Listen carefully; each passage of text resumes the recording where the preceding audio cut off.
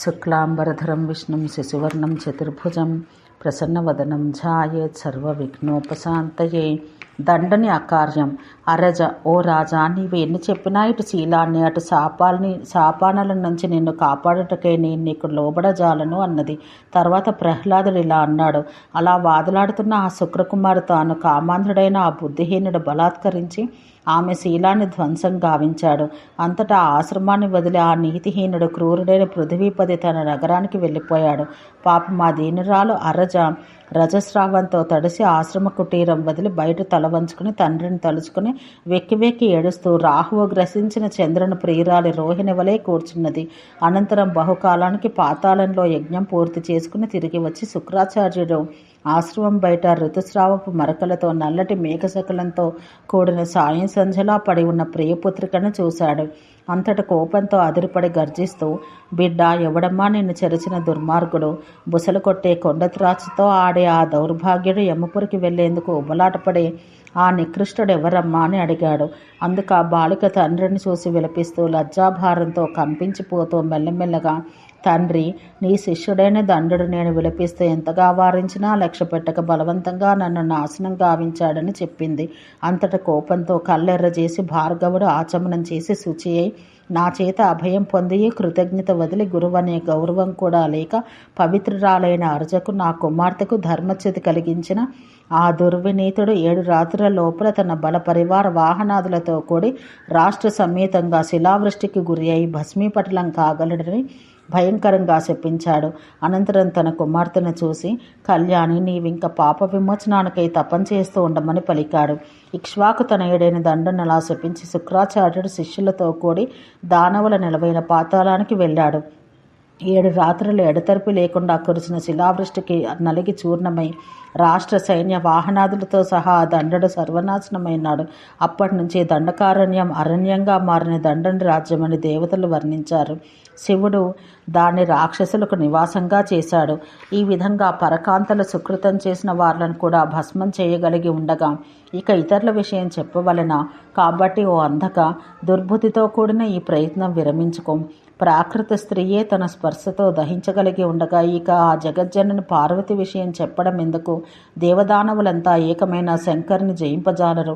కళ్ళు చెదరగొట్టే ఆయన తేజస్సునే వారు చూడజాలరు అన్నచో ఆయనతో యుద్ధం చేసే ప్రశ్నే ఉండదని ప్రహ్లాదుడనగా క్రుద్ధుడై బుసల కొడుతూ ఆ తేజస్వి అంధకుడు ప్రహ్లాదునితో, ఏమేమి, ఒంటరివాడు, బూడిదరాయుడు, ధర్మదూరుడు అయిన శివుడు నాతో పోరాడగలడా? ఇంద్రాది దేవతలనే లెక్క చేయని అంధకుడు ఆకులు మెక్కుతూ ఆడంగుల ముఖాలు చూస్తుండే దిగంబరుడికి భయపడడమా అని అపహసించాడు. ఆ కఠోర వచనాలకు చెలించి, ఓ నారద, ఆ ప్రహ్లాదుడు ఇలా అన్నాడు. నీవు చెప్పినది ధర్మదృష్టితో చూసినా వ్యావహారికంగా చూసినా చాలా అనుచితం. అంధకేశ్వర, అగ్నికి, శలభాలకు, సింహ శృగాలాలకు, ఏనుగుకు, దోమకు, బంగారానికి, చిల్లపెంకుకు ఎంత తేడా ఉందో నీకు ఆ పార్వతీపతికి అంత అంతరం సుమా. ఎంత దూరమో ఈ సాహసం చెయ్యవద్దని చెప్పాను. ఇంకా చెబుతున్నాను విను. మహాత్ముడకు దేవర్షి అసితుని హితవచనాలు వినుము. ధర్మశీలుడు, అభిమానం క్రోధం జయించిన వాడు, విద్యా వినయవంతుడు, ఇతరులకు హాని కలిగించని వాడు, తన భార్యతోనే తృప్తిపడి పరకాంతలను కోరనివాడు ఈ లోకంలో ఎవరికీ భయపడడు. అతనికి ఎక్కడా భయమంటూ ఉండదు. ఇక ధర్మదూరునికి, కలహప్రియుడికి, ఇతరులను బాధించేవానికి, వేదశాస్త్రాలు వదిలిన వానికి, ఇతరుల ధనాన్ని దారులను హరించేవానికి, ఇతర వర్ణాల వారితో కలిసేవానికి ఇహపరాల్లో ఎక్కడా సుఖమంటూ కలగదు. భాస్కరుడు ధర్మాన్వితుడు, వశిష్ఠుడు క్రోధం వదిలినవాడు, సూర్యతనయుడు మనువు విద్యాన్వితుడు, అగస్త్యుడు తన భార్యతోనే తృప్తి నందినవాడు. వీరందరూ నేను చెప్పిన పుణ్యాలు చేశారు కనుకనే కులక్రమాన్ని తప్పని ఈ మహనీయులంతా తేజోన్వితులై శాపానుగ్రహ సామర్థ్యం కలిగి దేవతలకు, సిద్ధులకు పూజనీయులయ్యారు. ఇక అంగసుతుడు ధర్మదూరుడు, విభువనువాడు, సదా కలహప్రియుడు, దురాత్ముడగు నముచి పరపీడకుడు.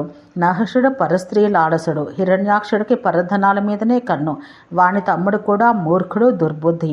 ఇతర వర్ణాల వారిని భోగించినవాడు ప్రతాపి అయిన యదురాజు. వీరంతా గొప్పరాజులైనా నామరూపాలు లేకుండా నశించిపోయారు గతంలో. కాబట్టి పరమగతి అయిన ధర్మాన్ని ఎన్నడూ వదలరాదు. ధర్మహీనుడు భయంకరమైన రౌరవ నరకానికి పోతాడు. మానవులకు స్వర్గమర్త్యాల్లో ధర్మమే తరుణోపాయం. ఆ ధర్మమే ఇహపరాల్లో పతనహేతువు. ధర్మాన్వితులకు వారు సదా పరస్త్రీలకు దూరంగా ఉండాలి. పరదారయే 21 నరకాల్లో పడేస్తుంది. అందక పరధనదారులను వాంఛించిన వాడు అనేక సంవత్సరాలు రౌరవ యాతనలు అనుభవిస్తాడు. ఓ రాక్షసేశ్వర, ఈ ధర్మ వ్యవస్థను పూర్వకాలాన దేవర్షి అయిన అసితుడు గరుత్మంతునికి అరుణునికి వివరించాడు. కాబట్టి విద్వాంసులకు వారు పరస్త్రీలను దూరం నుంచే వర్జించాలి. పరస్త్రీలు ప్రజ్ఞాహీనులకు వారిని పరాభవానికి గురి చేస్తారు. పులస్త్యుడు ఇంకా ఇలా అన్నాడు. ఇంత దూరం ప్రహ్లాదుడు చెప్పిన నీతి వాక్యాలు విని ఆ అంధకుడు, నీవొక్కడవే ధర్మాన్ని పట్టుకుని వేలాడము, నాకు ధర్మాచరణం సమ్మతం కాదు అంటూ శంబరాసురునితో, శంబర వెంటనే మందరగిరికి వెళ్ళి శంకరునితో నా మాటగా చెప్పుము. ఓ బిచ్చగాడ, అందమైన కందరాలతో స్వర్గంలా ఉండే సుందర శైలం నీకెందుకు? ఎవరిచ్చినారని ఇంకా దాన్ని అనుభవిస్తున్నావు? ఇంద్రాది దేవతలంతా నా శాసనాన్ని శిరసావహిస్తుంటే నన్ను లెక్క చేయకుండా ఇంకా ఎందుకు అక్కడున్నావు? అంతగా అందరం నీకు ప్రీతిపాత్రమైతే నేను చెప్పినట్టు చెయ్యము. నీ భార్యను వెంటనే తీసుకొచ్చి నాకు అర్పించము. అది విని ఆ శంబరుడు పరమేశ్వరునితో పినాకపాని ఉన్న మందరగిరికి త్వరగా వెళ్ళాడు. అందక్కడు చెప్పింది తూచా తప్పకుండా శివునికి చెప్పాడు. అందుకు పార్వతి విననట్లుగా హరుడిలా జవాబు చెప్పాడు. మందరగిరిని నాకు ధీమంతుడైన ఇంద్రుడిచ్చాడు కనుక ఆయన అనుమతి లేనిదే నేను దాన్ని ఎవరికీ ఇవ్వను. ఇక పార్వతి విషయమో అది ఆమెకే వదిలేస్తున్నా. ఆమె వెళ్తే నేను కాదనను. అంతా ఓ మునీంద్ర, ఆ గిరితనే శంబరునితో ఇలా చెప్పింది. ఓ వీర, తెలివిగలవాడైన అంధకునితో ఇలా చెప్పుము. నేను సంగ్రామంలో జయపతాకను. నీవు ఈశ్వరుడు ఇద్దరు జూదరులు. ఈ జీవన జీవితంలో ఎవరు గెలుతురో వారే నన్ను పొందగలరు. అంతటా మతిమంతుడైన శంబరుడు తిరిగి వెళ్ళి శివపార్వతుల సందేశాలను అక్షరసహ వినిపించగానే ఆ దానవపతి కోపంతో బుసలు కొడుతూ దుర్యోధను పిలిచి, ఓ మహావీర, వెంటనే కులట స్త్రీని మోదినట్టు యుద్ధభేరిని మోగించమని ఆదేశించాడు. అంతా ఆ దుర్యోధనుడు ఆ భేరిని తన శక్తి కొద్దీ త్వరగా కుట్టసాగాడు. దుర్యోధను దెబ్బలకు ఆ భేరి భయంకరమైన స్వరంతో సురభివలే అరిచింది. ఆ భేరీ స్వరాన్ని విని మహాదేచులందరూ ఈ ఉపద్రవం ఏమని ఆలోచిస్తూ వెంటనే సభాస్థలికి చేరుకున్నారు. అంతటా మహాసైన్యాధ్యక్షుడు విషయాన్నంతా నివేదించగా వారంతా యుద్ధానికి ఉబలాట పడసాగారు. అందకునితో కలిసి అందరూ ఏనుగులు, ఒంటెలు, గుర్రాలు, రథాలు ఎక్కి బయలుదేరారు. 5 ఫర్లాంగులు ప్రమాణం గల రథం మీద ఎక్కి అంధకుడు పాలాక్షిని పరాభవించడానికి పయనమయ్యాడు. జంభుడు, కుజంభుడు, హుండ, తుహుండులు, శంబరుడు, బాణకార్తస్వరులు, హస్తి, సూర్యశత్రువు, మహోదరుడు, అయశంకువు, శిబి, సాల్వులు, వృషపర్వ విరోచనులు, హయగ్రీవుడు, కాలనేమి, సంహ్లాద, కాలనాశనులు, శరభ విప్రచిత్తి, దుర్యోధన, పాక విపాక, కాల శంబరుడు ఆదిగాగల ఇతర మహాబలులెందరో నానా ఆయుధాలతో రణభూమికి నడిచారు. ఈ విధంగా సన్నద్ధుడై దురాత్ముడైన ఆ అంధక దానవుడు హరునితో పోరాడుటకై కాలచోదితుడై బుద్ధి కోల్పోయి మందరగిరికి పోయి చేరాడు. శివుని సమర సన్నాహం. పులస్సుడిలా అన్నాడు.